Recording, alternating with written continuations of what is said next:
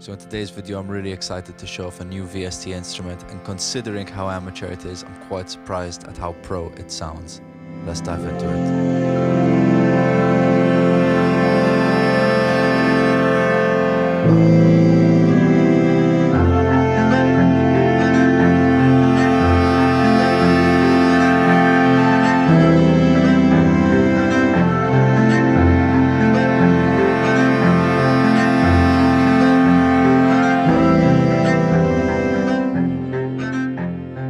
What's up guys, welcome back to the channel. Chris here. So in today's video we're going to be checking out a new instrument from Ink Audio called Amateur Orchestra.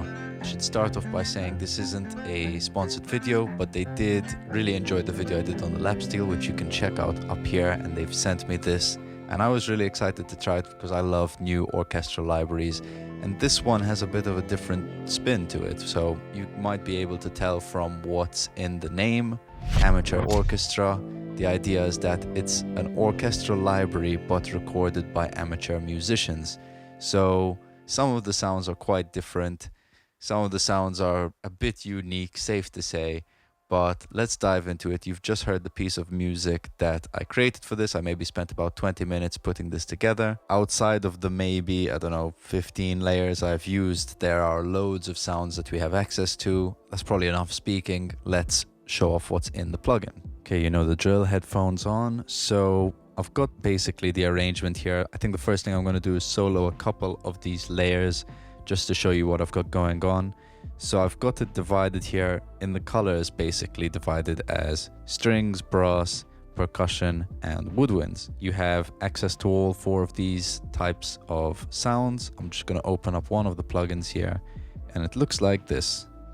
Similar layout to the Ink Steel plugin. We've got a couple of familiar looking controls here with our attack, decay, release, filter. The difference is you can't click and turn these off, but you just have access to the faders at the bottom. But we do have some presets here that basically allow us to change the sound characteristic, whether that's the attack, release, decay, filter, room, tape, detune. We're going to dive into all of these. But just to give you an idea of how many samples we have to play with, this is just in the string section. So all of these are different sounds that we have access to. So just looking at the sounds I've selected for this, these were a couple of my favorites that I found, starting with this cello chop. This is the one that kind of inspired the song. I really like the short sound of this cello. Also, I should quickly mention I do have a little bit of reverb on there, so I'm just going to turn that off for the time being, and let's listen to this cello.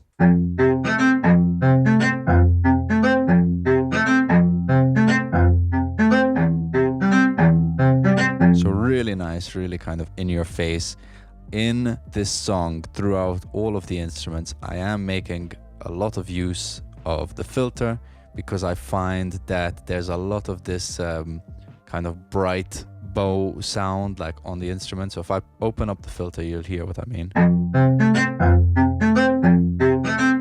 So it's quite aggressive, so I'm using the filter just to tuck everything a bit back. Make it a little bit warmer and just a bit more pleasing. But whilst we're here, I might as well show off a couple of the other controls we've got on this page. So I really like the room.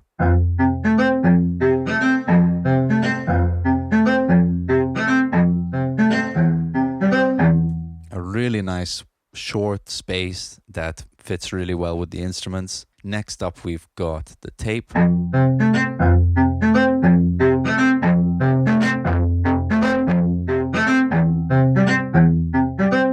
Beautiful warm drive to add a little bit of saturation to the sounds. At first I thought this would be like a cassette wow and flutter kind of thing, but I actually quite like the warmth that you can add to a lot of these, and in particular one of the sounds really makes use of this tape. We have our general ADSR controls, so our attack, decay, release.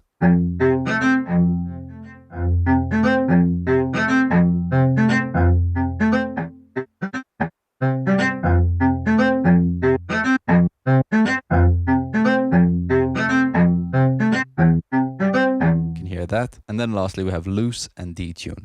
Detune is pretty self-explanatory. Just detunes the samples, but then loose adds a little bit of a delay to when the samples are actually played compared to when you hit them on an actual MIDI keyboard.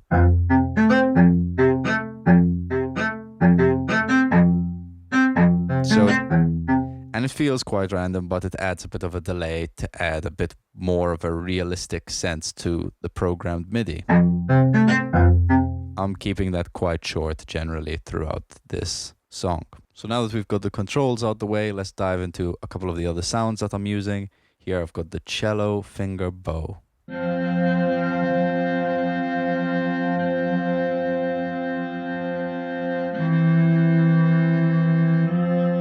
Really nice. You can tell I'm using a bit more of the room sound in this case. But if I pair that with the viola and the violins, you can hear the sound we've got going on.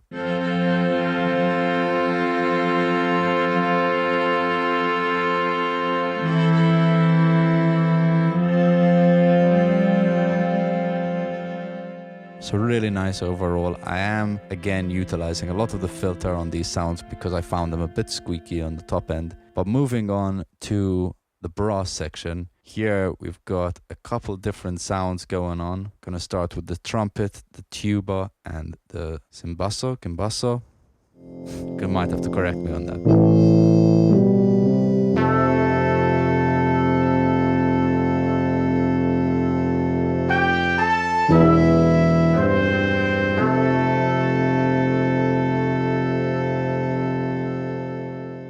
So really nice. I'm getting a lovely warmth in the low end from these two instruments right here. Moving on, I'm using the marimba, and here I'm making a lot of use of that tape distortion. I really love this sound. It kind of reminds me of Where the Wild Things Are soundtrack. It's very, I don't know, it just has a bit of that atmosphere of being quite a weird sound. Like, I think people are familiar with what a marimba sounds like, but when you've got it cranked in a room with this tape distortion, something just feels a little bit otherworldly, you know, it doesn't sound as familiar, which is quite nice. And then moving on to the woodwinds, we've got a couple different things going on here, and here I'm actually making use with these air horns of the pitch bend to do a bit of this weird kind of whale sounds almost.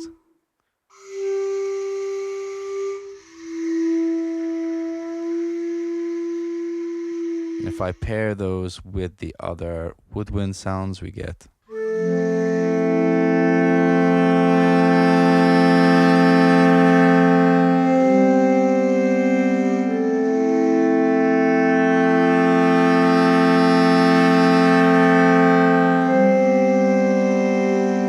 quite a few unique sounds that you get in this pack right here. So I've just made a copy of one of these tracks, and let's go through some of the sounds available. So this is the string section. Obviously we've got all of these sounds. If I had to quickly flick through what's available, start with cello bridge bow. You can hear what I mean about the squeakiness. So I could use this filter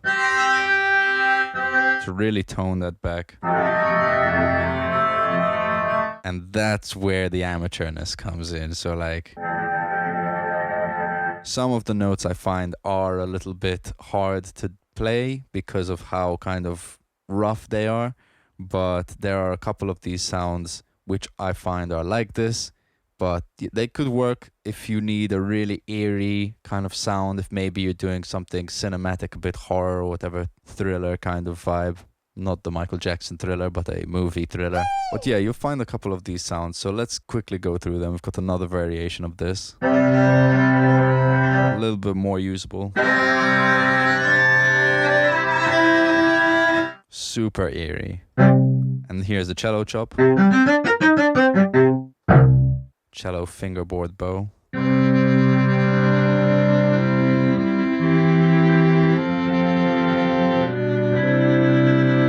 So really nice. It doesn't sound perfect, but I think that's the beauty in this pack, is that it doesn't sound perfect, but it gives it its own kind of aesthetic, you know. So you might reach for maybe a Spitfire or a Native Instruments library if you want that professional orchestral sound. But in this case, I think having something that reaches on the complete opposite end and gives you something that maybe isn't just a ready available sound of someone just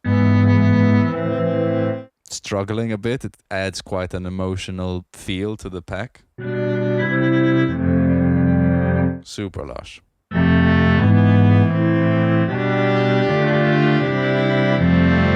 So you can tell there are definitely usable sounds in this, apart from the handful of quite wild sounds.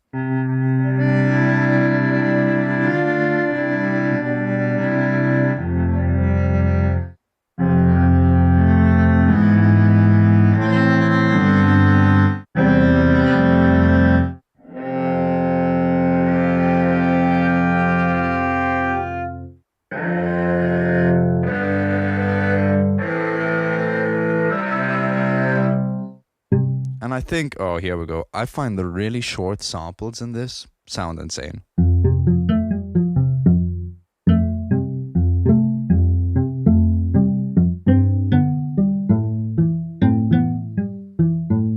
Really nice. For whatever reason, they just sound really warm and punchy and just juicy. But yeah, you'll get a couple of these. Quite wild sounds.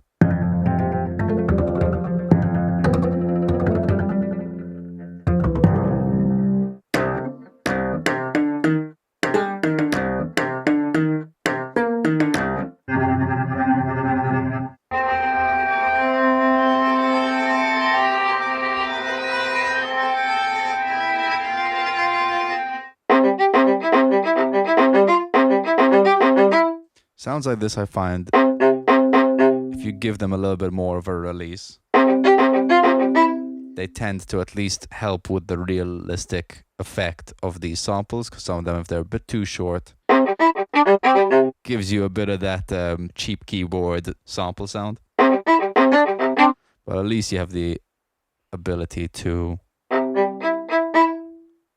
adjust the release. And that really brings these samples to life a bit. But again, this filter also doing quite a lot of lifting. But keeping that down, I really like the effect of that. Really nice. This is what I mean. If it's too short, it just makes it sound a bit fake.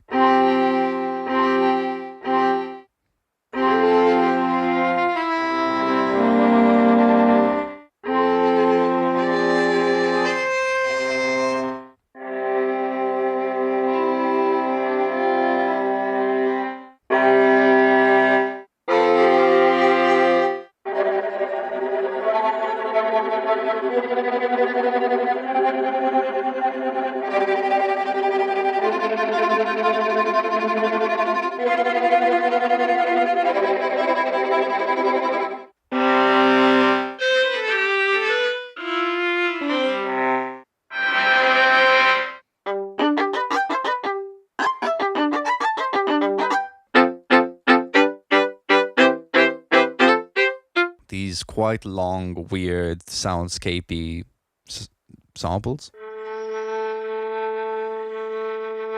I find the really good use out of them is if you're just using the one sample, the one note, and you sustained it, you get a weird character from it, but like it can add quite a lot of a feeling to a particular song you might be working on, or a particular soundscape, whatever it may be. Just holding a sample, having all this weirdness, I quite like it personally. I think it's worth exploring.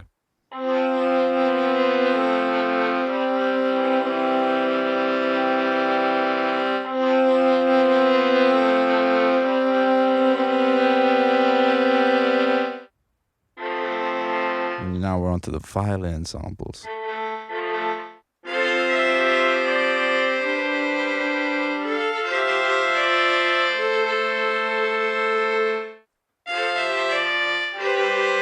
I mean, one thing I've learned from orchestral sounds is that most of the time, if you're programming these sounds, you're not playing like full fat chords. I'm obviously doing it for the demonstration, and when I'm writing, I will use that to help come up with an idea. But in this case of this song, for example, I'm maybe using one note, two notes at a time, and then trying to structure all the layers to play different chord shapes between themselves, as opposed to like playing a whole chord at, you know, if you do a full flat chord, it might just take up a bit too much space in a mix. So just having a octaves or fifths goes a really long way in this case.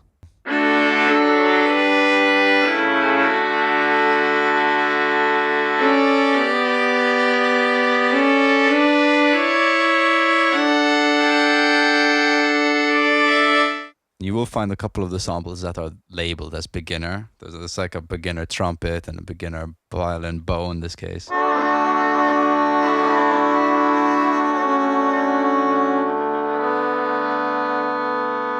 All super unique with their characteristic.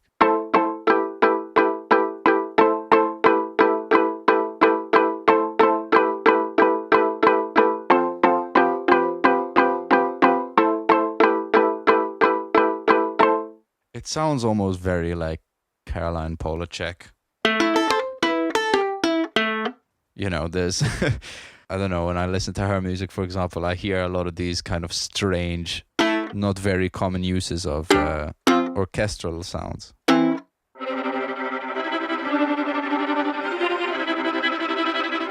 Like these bridge bows. I have a hard time hearing where you would use something like this, but I imagine if you stuck on a bunch of reverb and delay.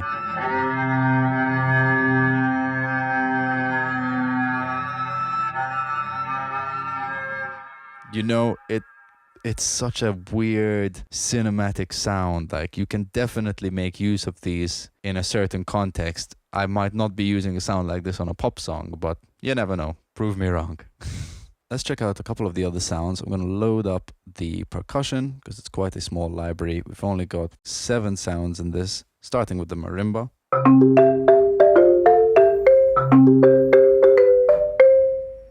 Classic sound.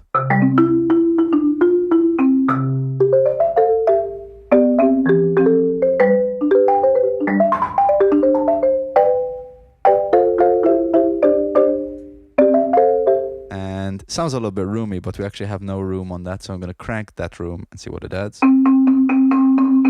Oh, you can really, if you're hearing on headphones or speakers, you'll definitely hear this going on.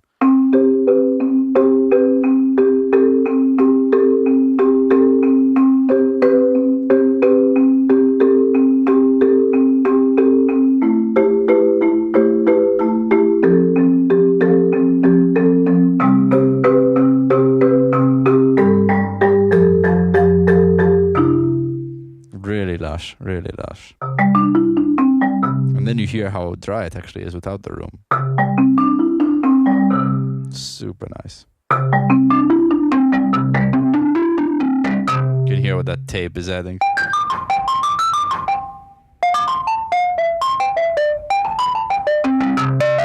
Almost sounds like a weird computer noise from back in the day. Alright, moving on. Timpanis.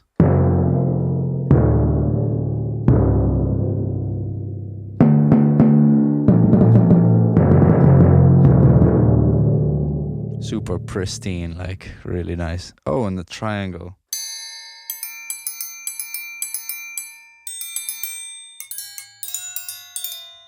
Mad. Tubular bells.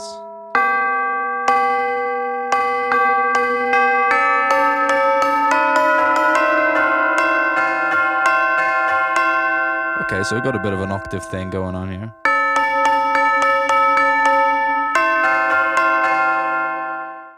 The vibraphone.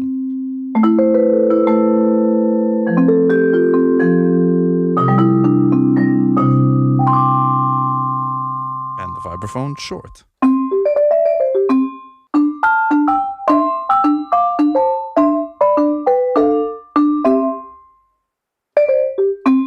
Let's check out the Woodwinds next. Again, quite a nice selection of sounds to pick from.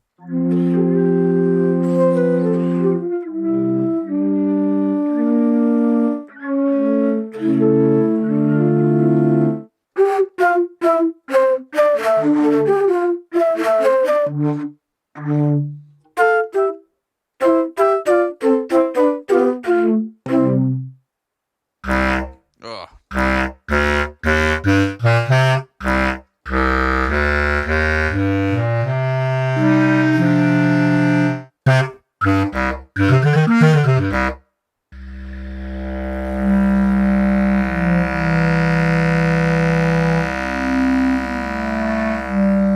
The swells I find are really nice in this as well.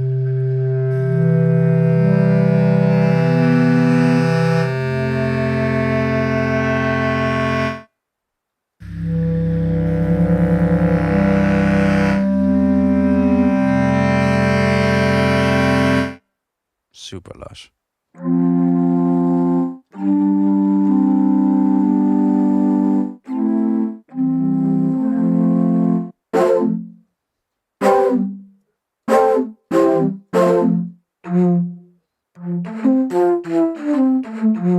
Here we come to the air notes. These I find are quite interesting because it's mainly air and then like the slightest push of a note.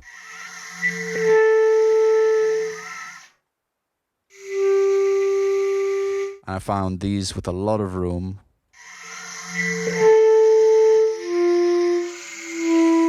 Stick a bit of release on there.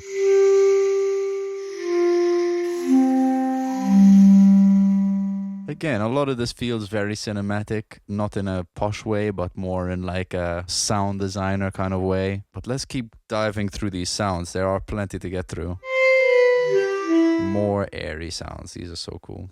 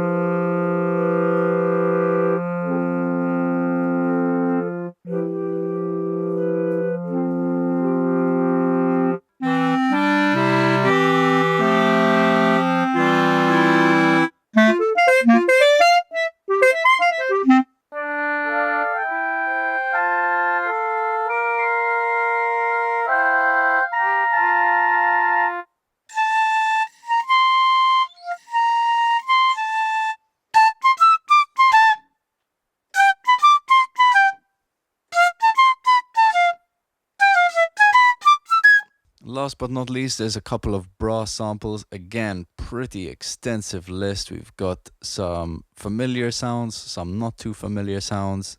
This one in particular, which I'm struggling to pronounce, but there you go.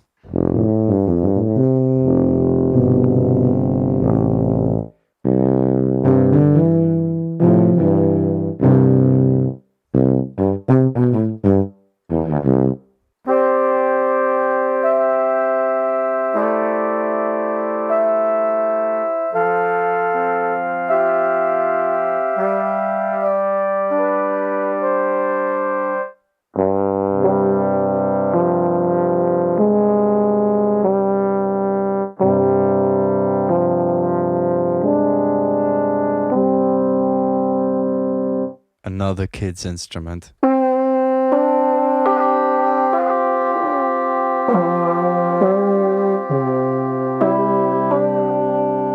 There's a Spitfire Labs instrument that actually really sounds like this.